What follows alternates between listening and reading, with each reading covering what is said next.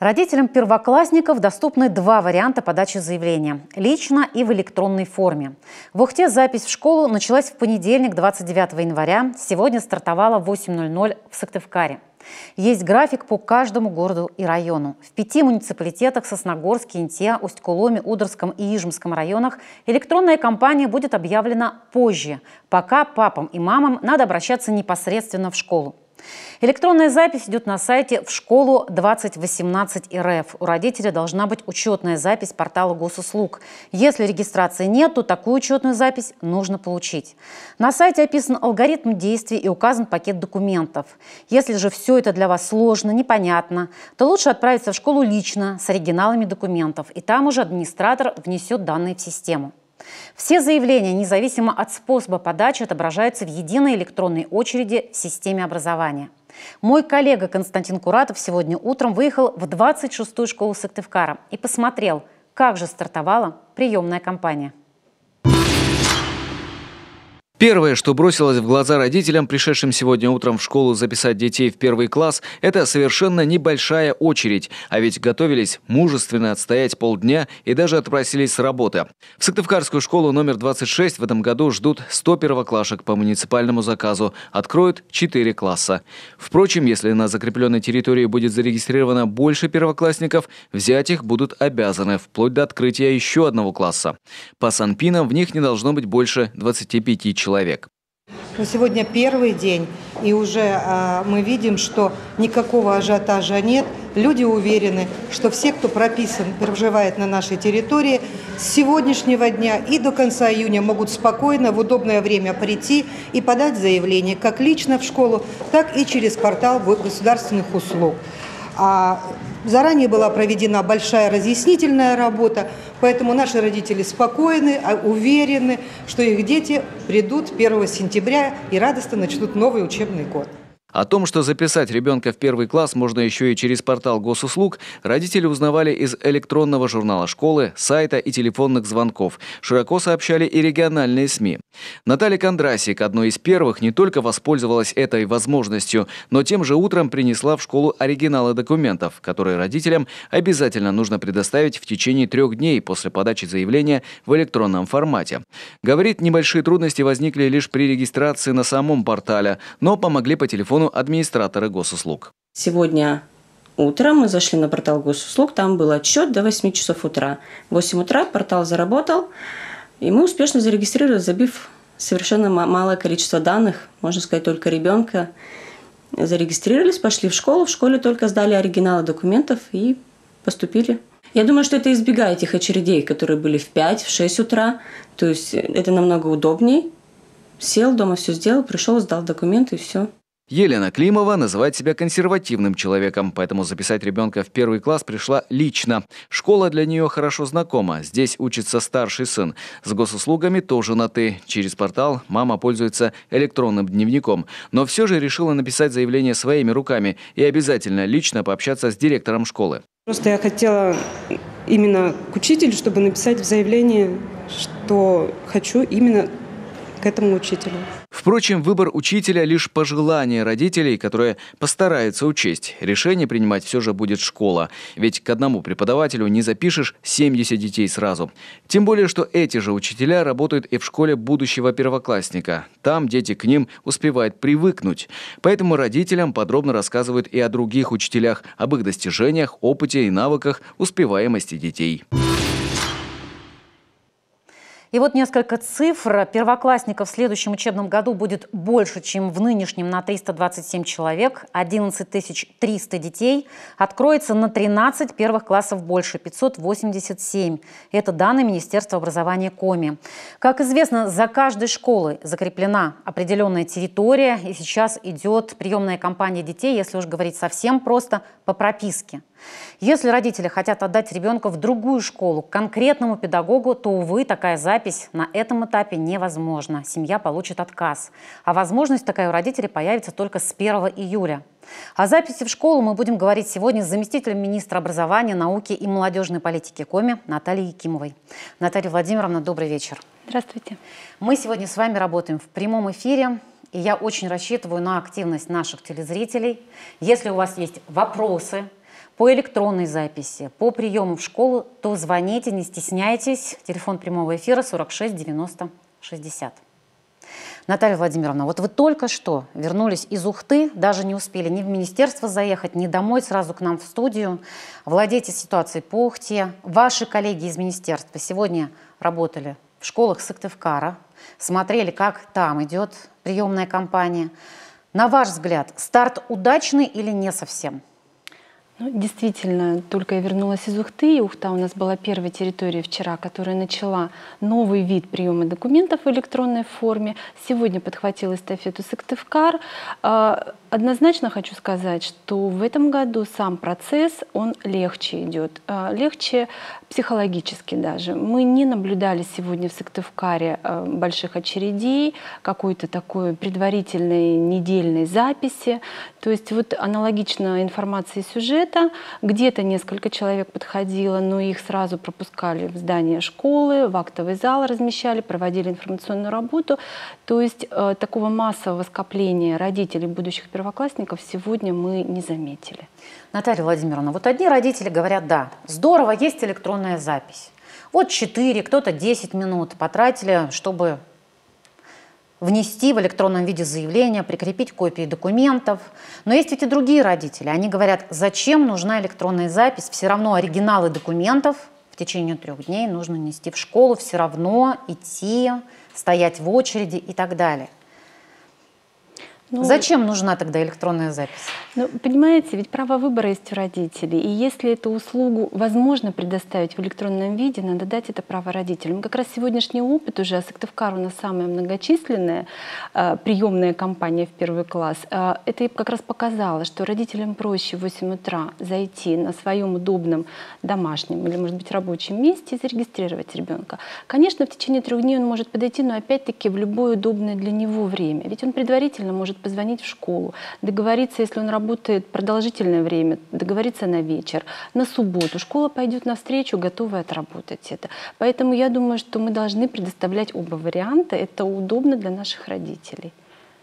Сейчас на прямой связи со студией начальник управления образования Сыктывкара Ольга Бригида. Ольга Юрьевна, добрый вечер. Добрый вечер. Все ли у нас в Сыктывкаре спокойно или все-таки были где-то проблемы?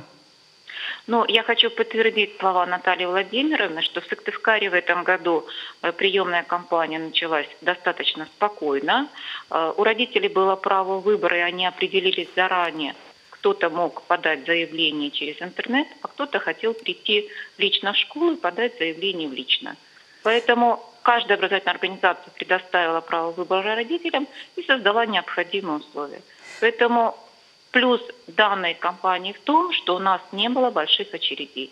И даже ночных очередей тоже не было. Вот каждый год мы снимали родителей, которые ночью стояли в очереди.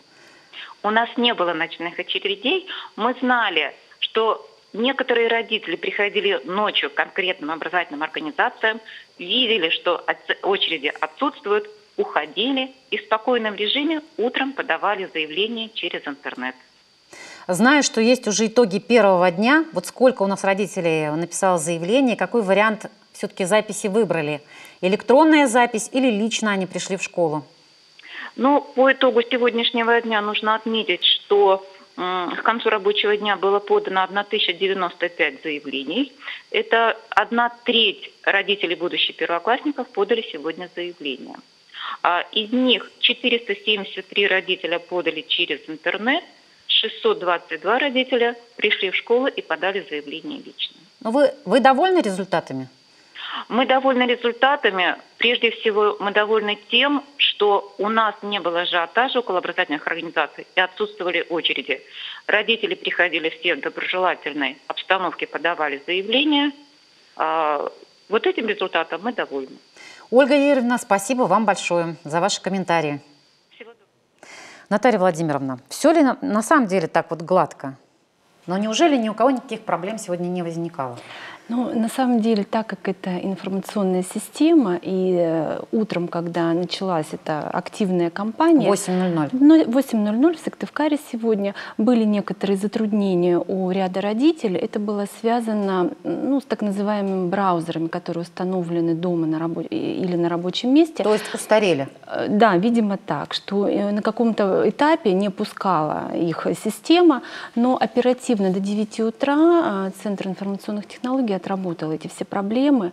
Были еще ряд шероховатостей, но где-то просто недопонимание родителей, все-таки куда пойти, где-то неуверенность, нерешительность. Все эти проблемы были сняты в первые же часы.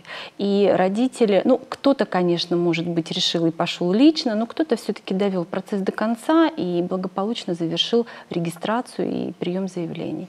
Вот смотрите, когда мы вместе с вами слушали и смотрели репортаж, у меня такой вопрос возник. Все-таки школа набирает 100 детей, записывается 150. Вот эти прямо все 50 идут в свою школу, то есть организуются дополнительные классы, или все-таки часть детей будет распределяться по другим школам?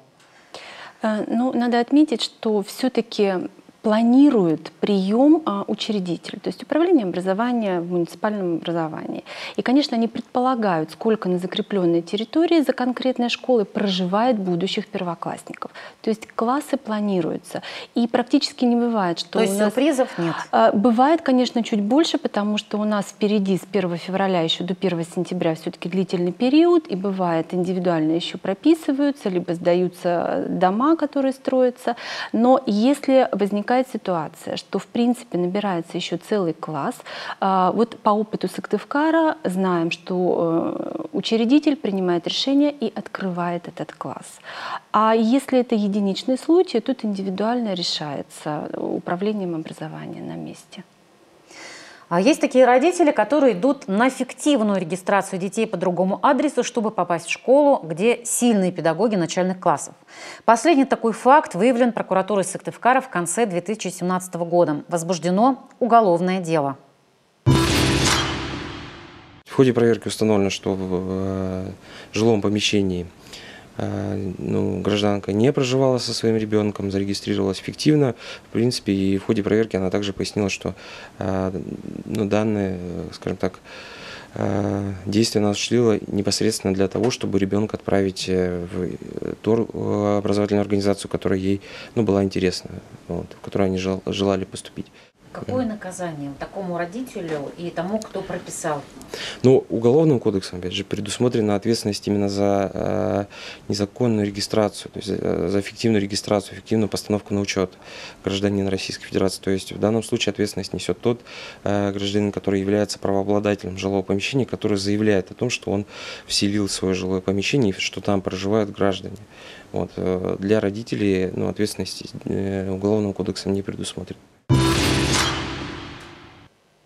Конечно, конкретно этот ребенок уже не пойдет в выбранную родителями школу. Фиктивная регистрация аннулирована. А вот и статья Уголовного кодекса, 322, часть 2.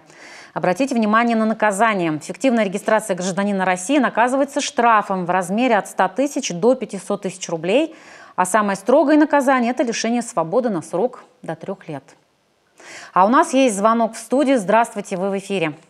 Алло, здравствуйте. Пожалуйста, задавайте ваш вопрос. Здравствуйте. У меня вопрос такой. У нас прописка не в городе Сыктывкаре. Могу ли я записать, то есть пойдет ли мой ребенок в 1 класс без городской прописки? Наталья Владимировна. Конечно, ребенок в любом случае пойдет в 1 класс. Если у мамы или у папы, у законных представителей нет подтверждения регистрации на территории, соответственно, мы предложим родителям подойти во 2-й этап приема. Либо с 1 июля. С 1 июля, да. Либо, возможно, у мамы есть временная регистрация, соответственно, ребенок может быть тоже временно зарегистрирован. Это подтверждает факт, что он проживает на закрепленной территории, тогда вот в ту школу, которая закреплена распорядительным документом муниципального образования. Я предлагаю все-таки маме, чтобы быть спокойной и получить все ответы на вопросы, если это Сыктывкар, позвонить в управление образования города Сыктывкара, подскажут, как быть в этой ситуации. Наталья Владимировна, все-таки вот вернемся к фиктивной регистрации. Ну, не о ней, собственно, мы сейчас так будем углубленно говорить, а о тех родителях, которые все-таки хотят идти к конкретному педагогу. Пусть надо ехать через весь город, но они готовы. Вот сейчас, например, они приносят документы в школу. Им сразу отказывают. Вот как эта процедура-то происходит? Ну, мы соблюдаем все федеральный порядок приема в общеобразовательной организации. Там четко установлены два периода. Первый период – это как раз для тех, кто проживает на закрепленной территории. Если родитель желает идти в другое учреждение, которое не попадает, да, в этот список, то здесь пока единственный вариант – это только с 1 июля. Но бывает так, что первая волна приема заканчивается, школа понимает, что в принципе все, кто проживает на этой территории, принят, и есть свободные места. И вправе начать раньше вторую волну и принять на свободные места. Но сегодня такому родителю откажут. Да. К нашему разговору присоединяется Ухта. На прямой связи по телефону заведующая отделом общего образования Екатерина Есева. Екатерина Викторовна, добрый вечер. Добрый вечер. У вас запись идет второй день, вы у нас первые. Какой вариант выбирают ухтинцы? Лично идут в школу или электронная запись? Да, 29 числа мы начали прием в 1 класс. У нас прием, получается, постепенный, пошаговый. Вчера начал прием заявлений школа номер 10. Сегодня принимают заявления в школе номер 21. Это наши самые большие школы. За эти 2 дня принято и зарегистрировано 180 заявлений, из них 57 через портал госуслуг. В основном, конечно, идут лично. Ну, я считаю, во-первых, чтобы действительно выбрать учителя. Потому что при регистрации заявления через портал госуслуги такой возможности родители не имеют. Вот посмотрите, нет у вас наплыва родителей? Наплыва нет. То есть вчера и сегодня, в пределах 20 человек стояли в очереди, и потом очередь постепенно сошла на нет. А почему не спешат у вас родители? Как-то все уверены? Ну, видимо, да.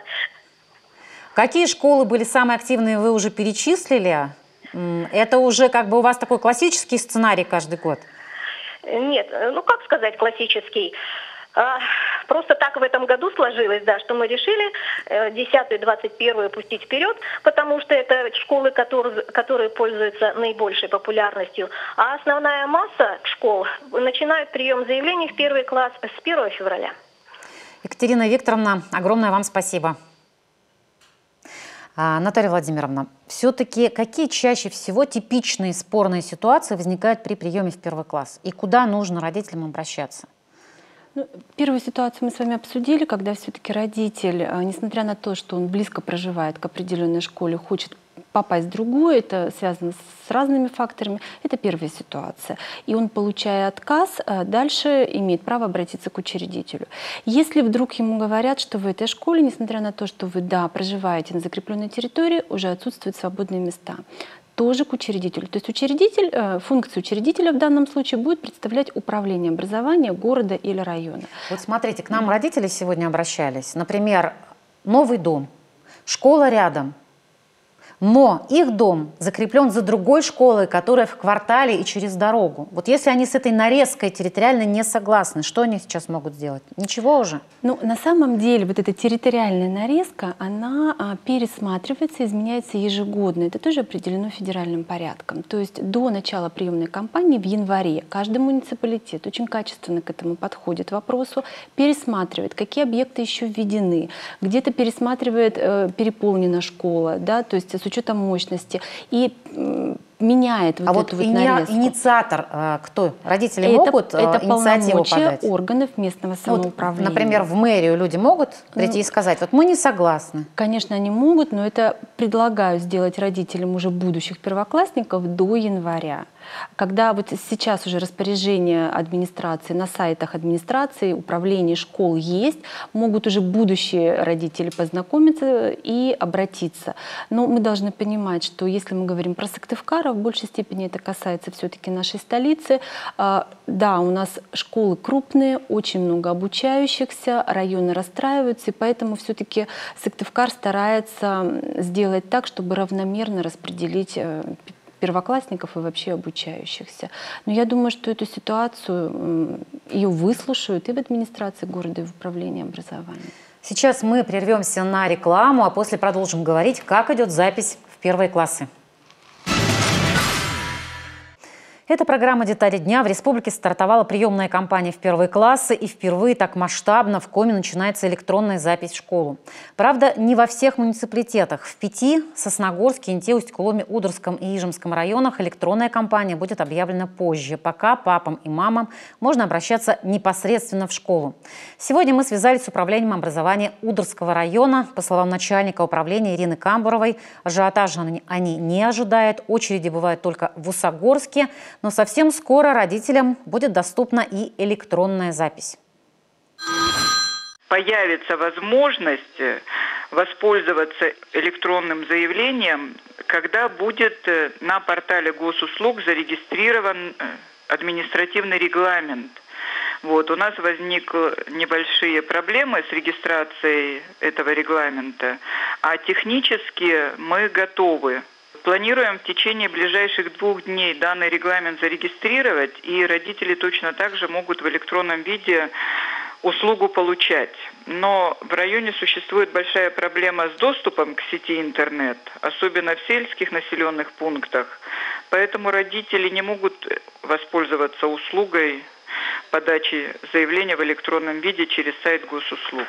Мы новый регламент уже приняли, процедуру прошли, осталось только зарегистрировать на сайте. А в остальном готовы. К Удоре мы еще вернемся, а мне сообщают, что у нас есть звонок в студию. Здравствуйте, вы в эфире. Здравствуйте. Какой у вас вопрос? Меня интересует территория закрепления 81-й прогимназии города Сыктывкара. Наталья Владимировна. Я, конечно, наизусть не знаю закрепление территории Сыктывкара, но я вам рекомендую сейчас зайти на сайт управления образования города Сыктывкара. Там есть такая вкладка «Прием в первые классы».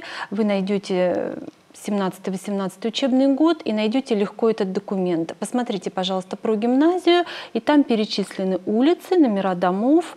Если у вас возникнет какой-то дополнительный вопрос, непонимание, то в управлении образования там же, на этом же сайте указаны контактные номера и телефоны горячей линии. Давайте вернемся к Удорскому району и к тем 5 муниципалитетам, где электронная запись начнется позже. Все-таки почему не успели? Проблемы с интернетом в отдаленных деревнях? Или почему так долго регистрировать документы, вот так называемые регламенты? Здесь на самом деле ситуация исключительно по прохождению документа, который мы называем административный регламент, определенных процедур согласования. Ну, на самом деле практически во всех 5 муниципалитетах сегодня-завтра это закончится, и все родители также и этих территорий у них будет возможность зарегистрироваться в электронной форме. То есть это исключительно движение документа. Немного не хватило времени, но ничего, я думаю, что в этих территориях, ведь личный прием, конечно, никто не отменяет, и я думаю, что школы готовы принять личное заявление от родителей будущих первоклассников. Скажите, а вот на фоне других регионов России, как мы выглядим по электронной регистрации, по приему электронному в первые классы?